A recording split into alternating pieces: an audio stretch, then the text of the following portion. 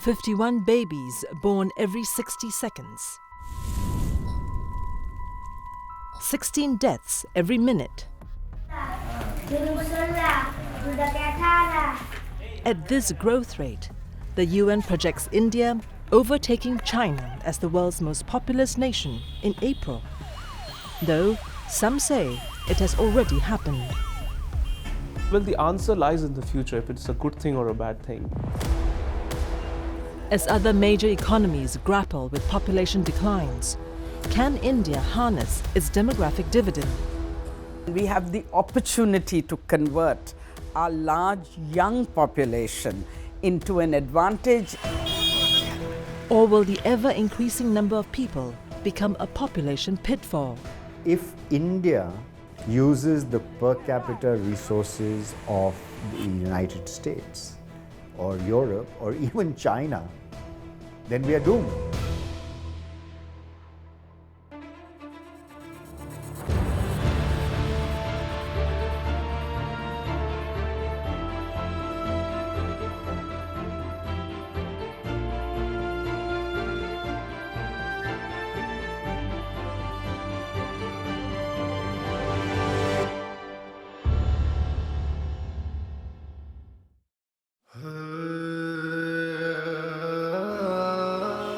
Eight in the evening in the ancient city of Gwalior. People rush home after a hard day's work. But one office picks up speed as the night deepens. It is the office that keeps the city's supply system of fresh produce well-oiled. It's an online system that brings neighborhood fruit and vegetable suppliers together. Run by young people passionate about what they do, it's bent on making a difference to the lives of the underprivileged in society. I really believed that this was something that could be something big for this country, and something that we could not only show the world and the country that we could work with a strong business model itself, show profitability, but also provide a huge impact for an underserved community. When COVID struck, the idea of working for the poor came to the scion of one of Gwalior's most prominent families. At that time, Aryaman Scindia left his lucrative corporate job to found a startup aimed at helping street vendors hit hard by the pandemic. I felt like this urge to kind of work on something that belonged to me, that I could create my own identity with, and also had very strong values that were connected to my legacy and to my family, which is also a huge amount of public service, a huge amount of social impact. At 27 and 25, Aryaman and his co-founder Suryansh Rana can be counted among India's 375 million Gen Zs. By some estimates, India is now the world's most populous nation, and it is a young nation. Nearly half the country's population is below the age of 25. Some have called India's youthful citizenry a demographic dividend. India is a young country, brimming with energy, brimming with the youthful exuberance. No other country has these many number of young people in its population. And that is a clear dividend when the world over is aging. Europe is aging, Japan is aging, China has also passed its tipping point and it will start aging very soon. The world will see India as its growth engine. India, using its young population, innovative minds, will have to push forth not just its own growth, but also the growth for the world. Like Aryaman, many young Indians are tech savvy. About 7 in 10 are keen to join the tech sector. Driven by this, the country had over 72,000 recognized startups in June last year. And many of them are flying high. According to investment fund Iron Pillar, by 2025, India could have over 250 unicorns, privately held startups with a $1 billion valuation or above. There are people in India who have access to the best and the brightest, and access to assets, to computers, to technology, and they're as good as anybody in the world. So it's not surprising that India is a home to so many startups. And which environment do startups flourish? When I see a problem, and there are so many problems in India, if somebody does an analysis of where the startups are coming up, you would see they are a reflection of societal problems. In Aryaman's case, the problem he wants to address is the mismatch between Indian shoppers and grocery delivery platforms. People in India do not like pre-packaged products. When I order vegetables in a tier 2 or tier 3 city, I don't like it coming in a packet. I like to pick and choose my own vegetables. So we really dove deep into these kind of angles. And while doing so, we both got really passionate on this model that we came up with, which is the concept of My Mandi, where we work with the Thela Wala community, as we call it in India today. India today has one of the largest informal distribution systems of fresh produce in the world. The Thela Walas, or cart pushers, who reach every lane or by-lane in big and small cities, are estimated to number about 1 million in the country.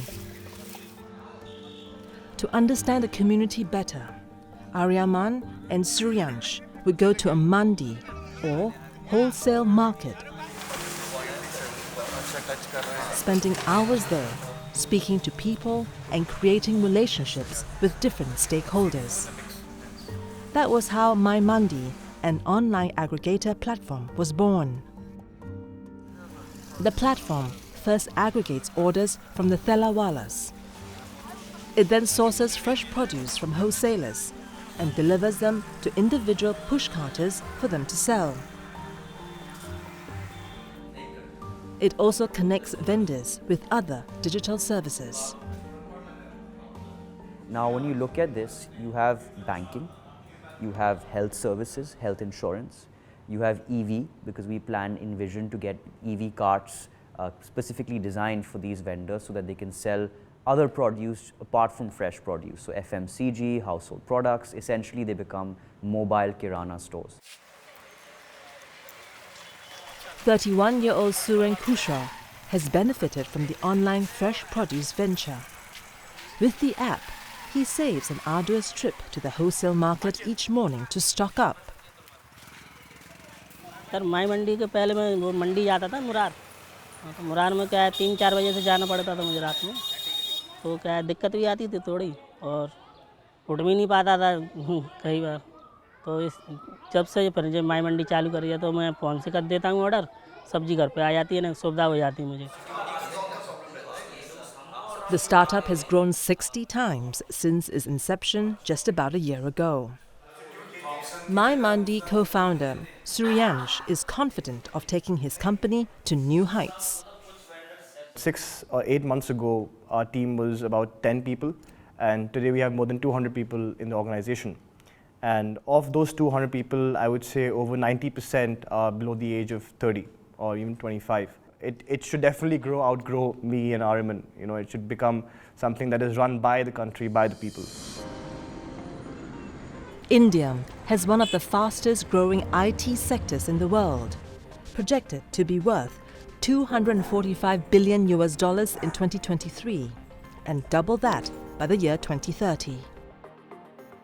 With tech as the engine, the World Economic Forum expects India to be the fastest growing major economy this year.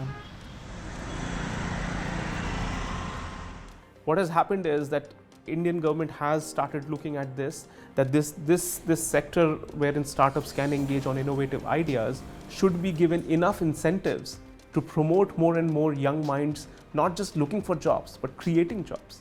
And this is the reason why just a few handful of unicorns have now become more than 100 plus unicorns in this country in a very short period of time. So this is part of the dividend positive story, which can really result in such high degree of coefficient of benefits that India can reap from its demography and demographic dividend. And Aryaman and Suryansh are the faces of young India, those who studied in top colleges and are driving the country's growth. Theirs is one side of the India story.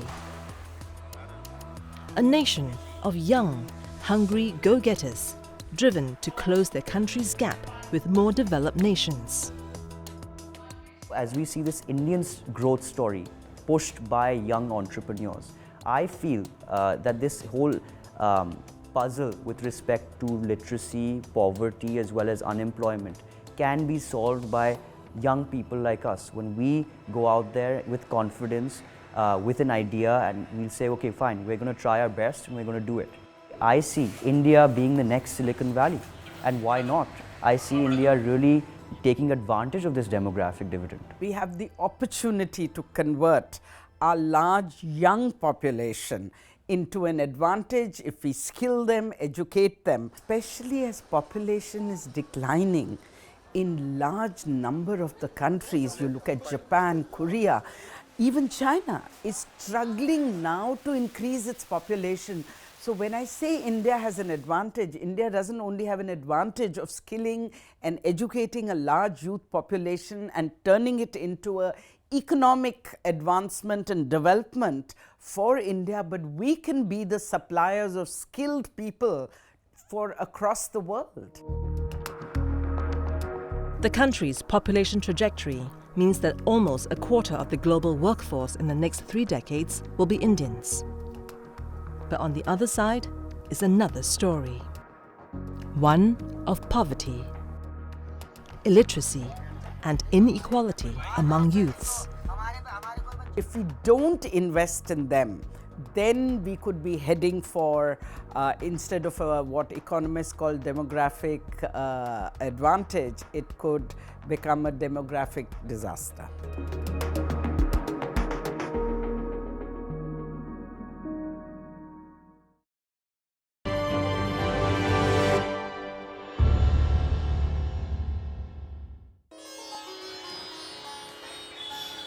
Young India is an aspirational nation. Over 6.5 million Indians earn their degrees from the country's colleges each year. But this has created a serious conundrum for the country. There are not enough jobs for all these graduates.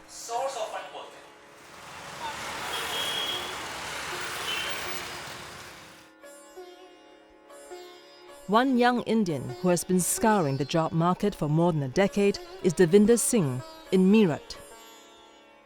Born into a farmer's family, Dividend survived a health crisis in 1991 when he was just a few months old. He had an attack of polio, which was initially misdiagnosed. Body work नहीं कर रही थी, body का एक part work नहीं कर रहा था, मतलब पैर वर्क नहीं कर रहा था. उस दौरान पता नहीं था कि इस तरह का कोई पोलियो भी आ सकता है. फिर किसी डॉक्टर को उन्होंने कहा कि ये इस तरह के सिम्टम्स हैं कि ये पोलियो है. फिर उन्होंने उसे काफ़ी दिखाया और उसके बाद में उसमें कोई मतलब मुझे फीवर हुआ था, फीवर में किसी लोकल के डॉक्टर ने इंजेक्शन दे दिया था. उस दौरान चूँकि हेल्थ की बहुत ज़्यादा अच्छी नहीं थी स्थिति, आज भी नहीं है, तब और भी बदतर थी. उससे मेरा एक पैर जो है सूखता चला गया और उसने काम करना बंद कर दिया. तो लंबे समय के बाद में जाके एहसास हुआ कि जो है हमने एक बहुत बड़ा नुकसान हम लोग कर चुके हैं. Dividend has 4 other siblings. But since he comes from humble origins and is physically challenged, he dived deeper into his studies to ensure a better future. देखिए, आर्थिक संघर्ष तो जब आप किसी किसान या मजदूर के घर में जन्म ले लेते हैं तभी से शुरू हो जाता है. सवाल बनता था कि उस दौरान शिक्षा करके हम लोग आगे अपने भविष्य को संवार सकते हैं. Dividend graduated with an economics degree and completed his master's in philosophy in 2014. And he has been doing the rounds of the job market for more than 10 years, but to no avail. मैंने graduation किया था, 2010 में मैंने graduation किया था. Graduation करने के उपरांत मैंने एक बीपीओ में जॉब अप्लाई की, कॉल सेंटर में. तो उन्होंने 2 दिन मुझे बुलाया और चूंकि उनका जो ऑफिस था वो शायद 3rd फ्लोर पे था. उस दौरान मतलब 2010 में उनके पास लिफ्ट नहीं थी, तो उन्होंने कहा कि आपको आने जाने में दिक्कत होती है, हम लोग इसे नहीं देख सकते हैं, तो मतलब हम आपको जॉब देने में भी असमर्थ महसूस करते हैं. Devinder is among millions of young people who are job seekers. According to the Centre for Monitoring of Indian Economy, or CMIE, 33 million people are unemployed in the country. The unemployment rate stood at 7.45% in February this year, up from 7.14% in the previous month, says the economic think tank. Our unemployment numbers have been ranging between 6.5 to 7.5%, which is still high. A natural unemployment rate is hovers somewhere around 5.5% here in India. So we still are not producing enough jobs. We are adding 1.2 million people in the workforce every month. So we need to produce those many jobs month over month to do the catch up. Otherwise, the pipeline of unemployed workforce just keeps increasing. For Devinder, he was not ready to give up. After completing his master's, he sat for the State Staff Selection Commission examinations. SSC में मेरी all over India second rank थी। जब मैं Allahabad interview देने गया तो उसमें इन्होंने कहा कि you are eligible to all post apply, लेकिन जब रिजल्ट आया तो कहा गया कि आप तो जो सेंट्रल एक्साइज के लिए है ही नहीं, फिजिकली हैंडीकैप्ड है।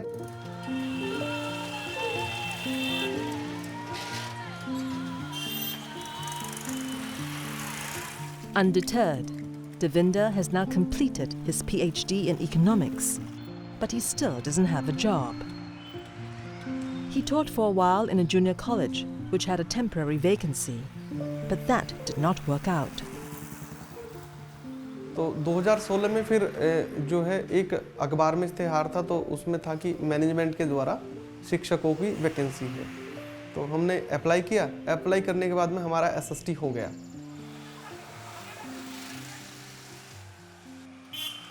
हमने स्कूल ज्वाइन कर लिया 2016 में। स्कूल ज्वाइन कर लिया तो अब पता चली कि वो कोर्ट ने 2018 में हटा दिए। आपको सैलरी नहीं मिली, उसकी सैलरी जो बनती है वो स्टेट गवर्नमेंट के द्वारा दी जाएगी, लेकिन अभी स्टेट गवर्नमेंट की तरफ से हमें कोई सैलरी नहीं दी गई। Despite Devinder's experience, state jobs are seen as a possible solution to unemployment. This year, the Indian Prime Minister Narendra Modi unveiled a government budget of $550 billion aimed at job creation, with over $120 billion going towards infrastructure projects. A lot of interesting schemes have been launched by the government to not just trigger government's expenditure in capital sectors, but also trigger private sector to come in and invest into India. A lot of infrastructure projects have taken primacy. Our infrastructure pipeline runs into at least $5 to $10 trillion. That's the healthy infrastructure pipeline which government, along with the private sector, has decided to focus its energy and its resources upon, which is going to create a lot of jobs in the near future. We are not in the Nehruvian times of public sector being the employer of last resort. Employment has to be created by the private sector. It could be an asset if we are able to harness this demographic dividend into productive employment opportunities.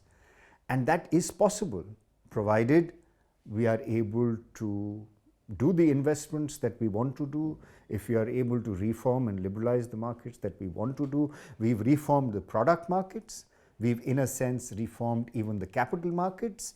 The labor market and the land market are two markets that have not been liberalized for political economic reasons. They haven't been able to be reformed as much as the product market and the capital market. But unless you do that concomitantly, the ability for any economy to produce private sector jobs is going to be limited. Unlike Devinder, business administration graduate Suren Kushwaha in Gwalior managed to secure a corporate job after university. But the pay was low and he lost his job during the pandemic. Suren, with 2 children, decided to make a switch that most educated people don't usually do. He became a vegetable street vendor. फिर मैंने 1 साल घर पे ही बैठा रहा।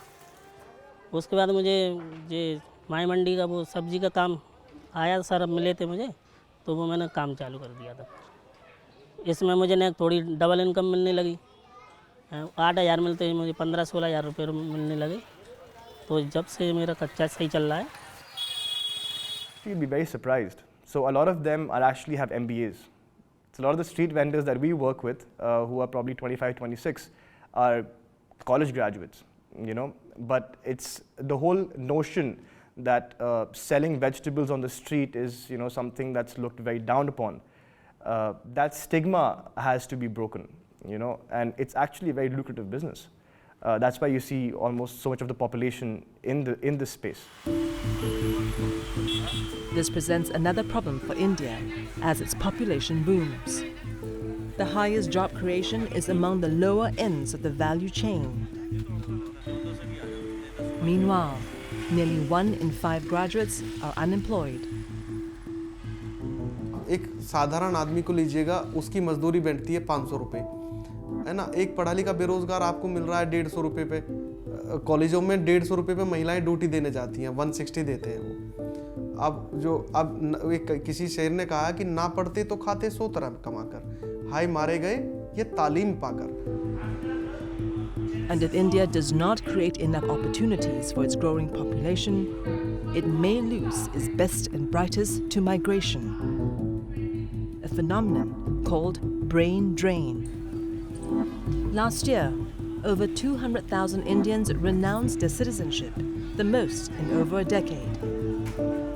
Now you look at Canada, US, Australia, Japan, all of them have opened their immigration windows for Indians. They want more and more high-skilled labor force from India to migrate to their countries and fuel their economies, which is largely aging. The total number of jobs in India has touched the pre-pandemic level of 410 million.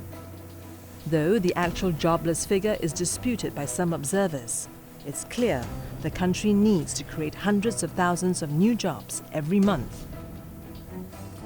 That is, the number of people in the labor force will become 1 billion people by 2050. So that could be a good thing if and only if we are able to create productive employment opportunities for them. You don't want an army of unemployed people on the street inciting social sort of tensions so that they could create problems for the government. Apart from unemployment, India faces other challenges as its population creeps upwards. Poverty, illiteracy, and underdevelopment.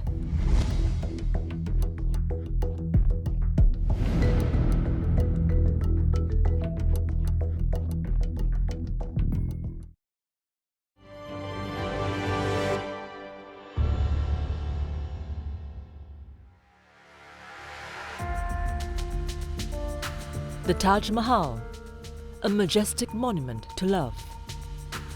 About 230 kilometers from Delhi, the marble mausoleum in Agra draws millions of visitors to the ancient city every year. Just a few kilometers from its gleaming splendor, Rangila lives in stinking squalor and filth.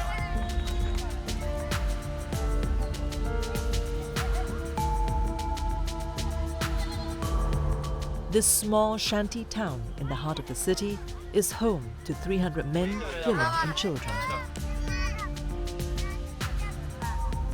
The slum has no water or electricity connections. Most residents are illiterate. The adults have no proper jobs. One of them is Rangilal, who has lived on the margins of society for decades with his 10 children. यहाँ पर मैं 40 साल से रहना चालू कर दिया था। All residents of the slum sell lemon chili, a type of folksy good luck charm. They somehow survive on people's superstitions and beliefs. अगर घर नया है या घर पुराना है, कोई देख के जलता है, कोई टोना टटका चलाता है, तो किसी का बताया हुआ बताते हैं कि नींबू मिर्ची टांगने से नजर नहीं लगती है। Rangilal's routine starts early every Friday. He visits different markets to buy the fruits. Later in the afternoon, he sits down with his family to string the fruits together.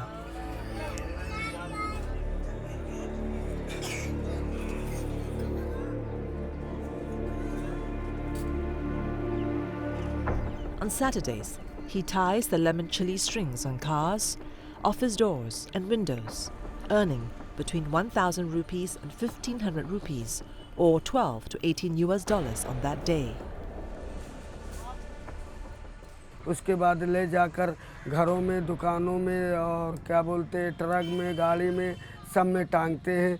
10 रुपये 5 रुपये जो भी बनता है अपना लाकर बच्चों के परिवार पे लाकर देते हैं, उसी पे अपना गुजर बसर कर लेते हैं।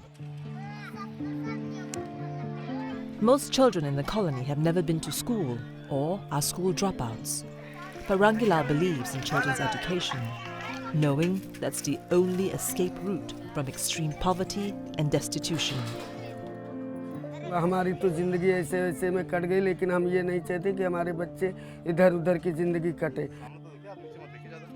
हम भी ये चाह रहे कि हमारे बच्चे स्कूल में पढ़े, अच्छे स्कूल में जाए, लेकिन उतना व्यवस्था बहन हो नहीं पा रहा है कि हम अपने बच्चों को स्कूल करा सके।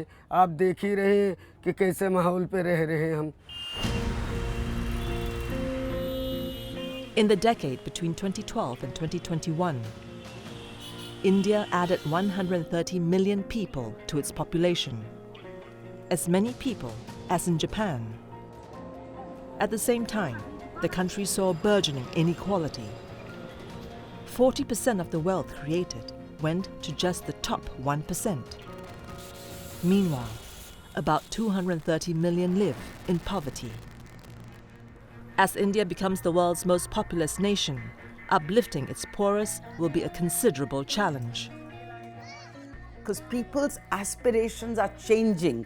Poor people want to educate their children today, and girls want to be educated because the other half has seen how the better half lives thanks to media and connectivity.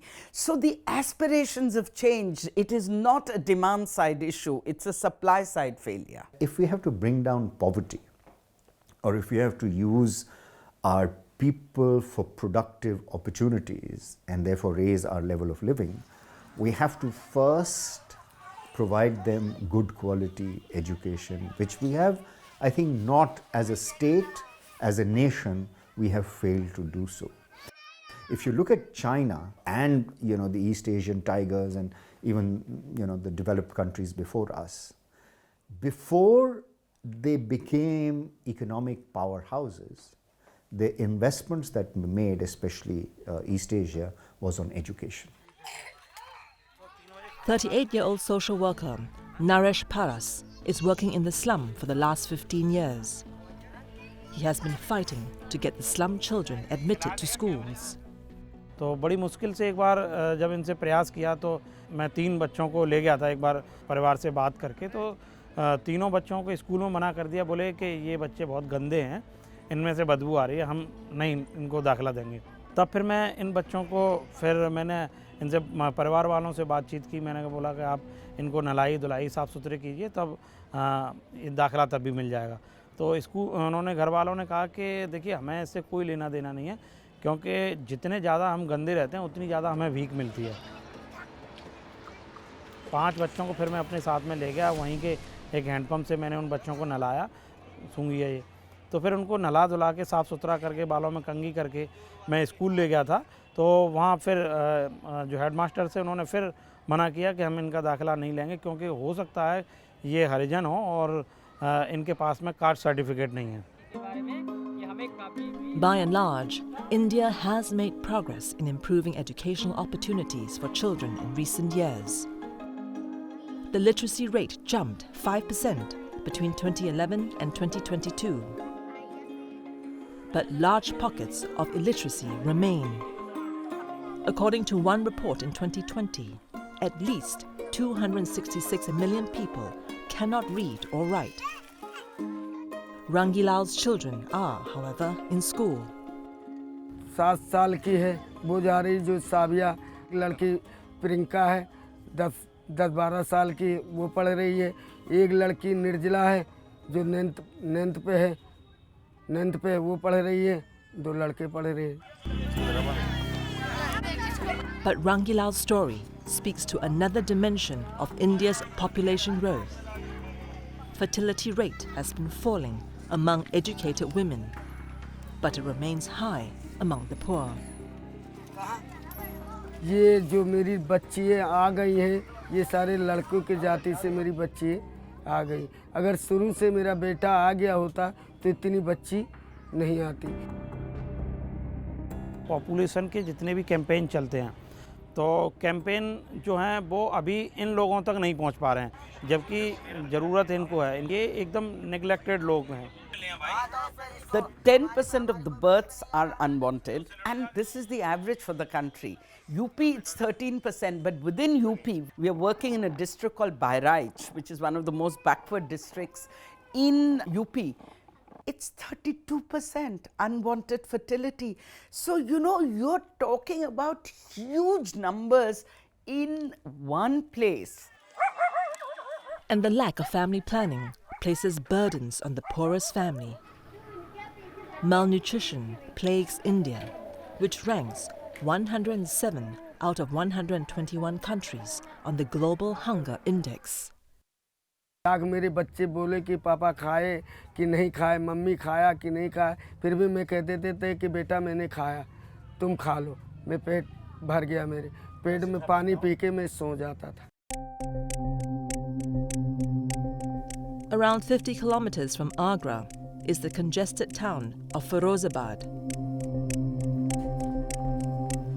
It is a glass-making hub known for its glass bangles sold across the country.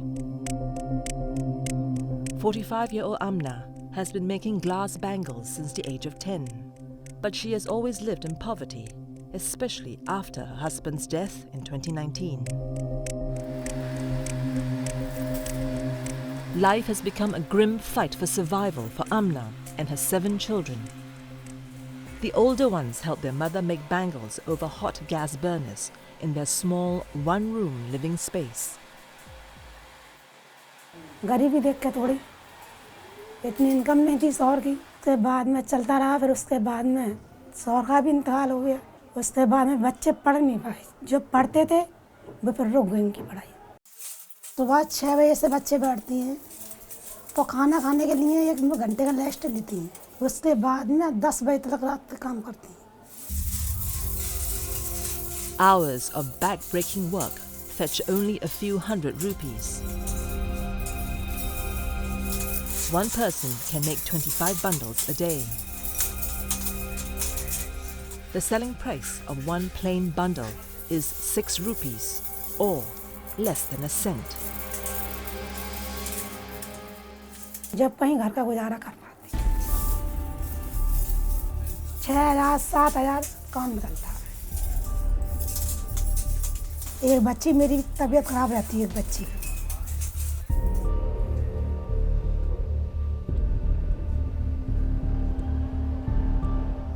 उस बच्ची को मैं दिखा नहीं सकती ऐसा, मतलब किसी अच्छे डॉक्टर को दिखाऊं, गुलाब सा। वो भी इस हालत में रहती है कि कभी मेडिकल से भी दवा लगा खिलानी पड़ती है, पैसा नहीं होता है तो। कभी कभी वक्त ऐसा भी आ जाता है जैसा मतलब घर में कुछ भी नहीं, अपनी रूखी सूखी खा के बच्चे को गुजारा करके सुला दिया।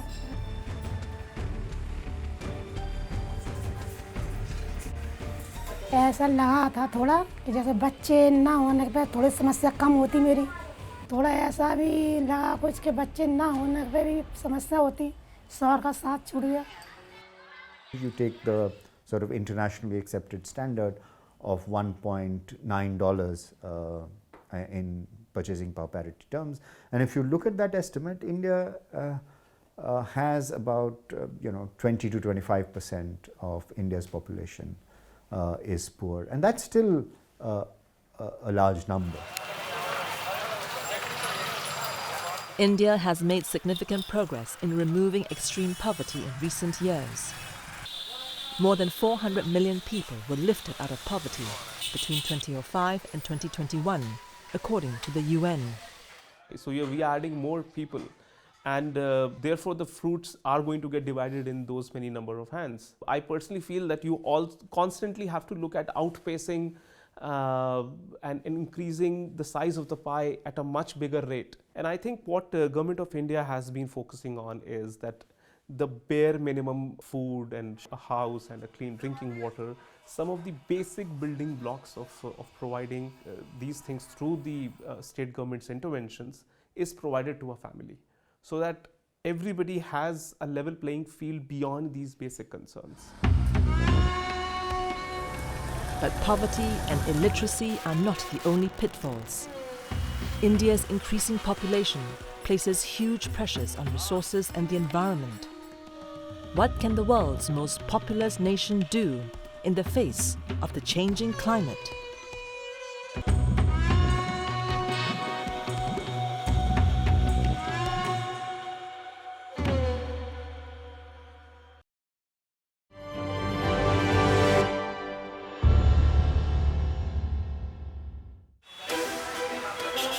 $1.417 billion and counting.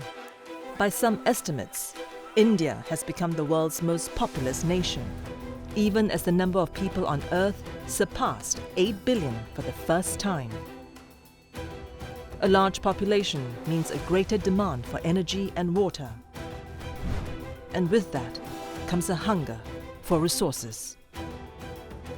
If India uses the per capita resources of the United States or Europe or even China, then we are doomed.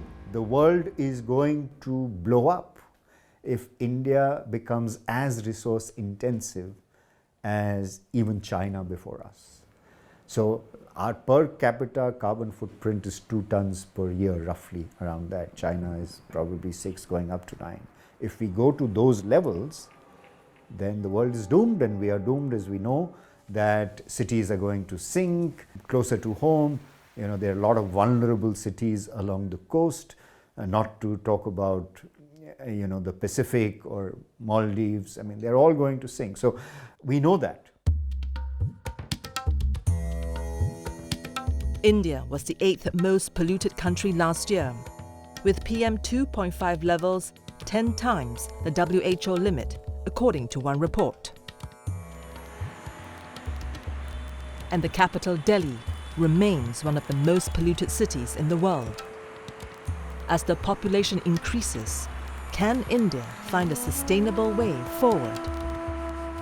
There is an international narrative that India has adopted, which is, we didn't create the problem, you provide us the solution financially and technically. What do we do in-house? We're doing as much as we can. Move to EVs, move to more solar, more wind energy. The big issue about sustainability in India, you know, the macro big picture issue, is how soon can we have our energy transition from fossil fuels to renewables?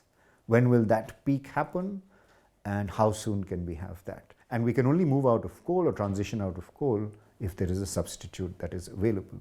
Internal migration induced by climate change is maximum in this country.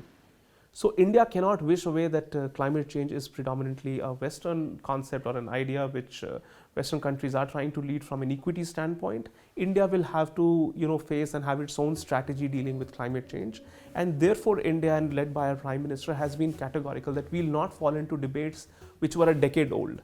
That, you know, West has been the one which has been fueling and burning fossil fuels all their lives, but we won't get that opportunity. This is the reason why India is far ahead on our green energy consumption and creation targets than anywhere else. We are closest to our 2030 sustainable development goals.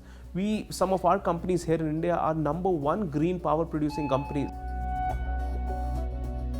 The challenges the nation faces are enormous, but its trump card is a youthful population to depend on. The task ahead for India is to ensure the growth is inclusive.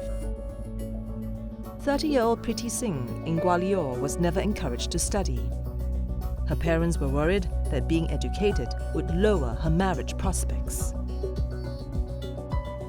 और बिहार का background है, वहाँ पर ये है कि आमतौर पे ये सोच होती है लोगों की कि लड़कियों को ज़्यादा नहीं पढ़ाना है, क्योंकि जितना लड़की को पढ़ाएंगे उतनी ही फिर दहेज के लिए पैसा इकट्ठा करना होगा। उससे एक कदम आगे ही लड़का चाहिए। जैसे अगर मैंने 12th किया हुआ है तो जो मेरे लिए लड़का ढूंढेंगे तो वो कम से कम ग्रेजुएट हो, इस तरीके की सोच थी, इसलिए वो ज़्यादा पढ़ाना नहीं चाहते थे। But study Priti did, against the odds. लेकिन मुझे बहुत पढ़ने का शौक़ था। मुझे पढ़ने का इस कदर शौक़ था कि कहीं छोटे से टुकड़ा भी मिल जाए अखबार का तो मैं उसको पूरा पढ़ती थी, आगे पीछे हर साइड से पलट के पढ़ती थी। किसी पड़ोसी के यहाँ अखबार भी आता था तो उस अखबार को लेके पूरा मतलब 2 से 3 घंटे उस अखबार के साथ मतलब बैठना है, मुझे पूरा पढ़ना है। शुरुआती दौर में तो पढ़ाई के लिए काफ़ी स्ट्रगल करना पड़ा। कई बार मुझे फ़ीस न भर पाने के कारण स्कूल से निकाल दिया गया। कई बार मैं एग्ज़ाम से पहले 10-10 दिन तक घर बैठी क्योंकि फ़ीस नहीं भरा गया था। लेकिन फिर इधर उधर से व्यवस्था करके बातचीत करके जैसे तैसे मेरी पढ़ाई 10वीं तक मेरी पढ़ाई हुई। Priti now wants to motivate girls like her to study and have smaller families. She works among girls, spreading awareness in towns and cities. सही, लेकिन एक सर्वे किया, 500 लड़कियों के बीच सर्वे किया और हमने ये पाया कि उसमें 75% लड़कियां ऐसी हैं जो स्कूली शिक्षा से दूर है। हम कोशिश ये करेंगे कि सरकारी स्कूल में ही सही पर उनका दाखिला करवाएं। लोगों को जागरूक करने की ज़रूरत है क्योंकि हमने ये देखा है कि जहां लोग एजुकेटेड हैं और किसी किसी फील्ड में हैं, किसी भी तरीके का वो काम कर रहे हैं, अगर महिला पुरुष दोनों ही वर्किंग हैं, तो हमने देखा है कि वो खुद ही 2 बच्चों से या 1 बच्चों से ज़्यादा बच्चे पैदा नहीं करते हैं, 1 या 2। तो मुझे लगता है कि एक तो शिक्षा को बढ़ावा देना चाहिए, दूसरा ये है कि जागरूकता की बहुत ज़रूरत है। Education, I believe, is the best contraceptive and development pill. If you educate people, and especially if you educate both men and women, there is a decrease in gender inequality, there are opportunities for women to have educate, get skilled and have economic empowerment. Also, the most important thing, there's global evidence to show if a woman studies up to even class 12, she's likely to have close to 2 children. While if she is illiterate and has even 5 years of schooling, she is likely to have 3 or 4 children. So education is the best pill, and India has to invest in higher education for girls, secondary education. You know, just enrolling, we cannot be complacent and say we are enrolling 99% of the girls, but they drop out in the primary level only. For now, India's population is yet to plateau. According to a middle-of-the-road projection by the UN, India's population will surpass 1.5 billion by the end of this decade. In the UN's higher projection scenario, the country's population could be more than 2 billion by 2068. The window to turn this into a demographic dividend will shrink as population pressures mount.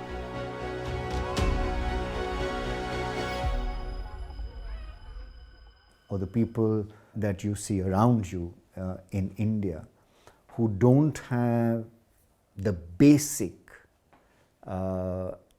attributes or the basic facilities to be able to go to school or to be able to live with electricity or gas or fuel which is non-polluting. We'll have to think about social security. We'll have to think about feeding these people. Therefore, I think the large population could turn out to be a drag on India, and the only way I think we can get out of that drag is A, improve the quality of our primary education, and 2, I think plain old labor intensive manufacturing sector like China did is the answer for India's unemployment or underemployment issues.